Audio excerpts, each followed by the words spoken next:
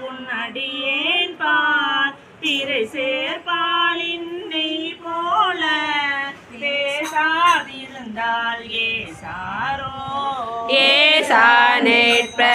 என்னை உனக்கு அடியான் என்று பிறரெல்லாம் பேசானேற்பர் யான் தானோ பேசானேற்பேன் என் அருளே பேசாதேச சூழ்ந்திருக்கும் திருவோலக்கம் சேவிக்க ஈசா பொன்னம்பலத்தாடும் எந்தாயி தான் இறங்காயே இறங்கும் நமக்கு அம்பல கூத்தன் என்று ஏமாந்திருப்பேனை அரங்கற்பனை கற்பித்து ஆழ்வாய் ஆழ்வாய்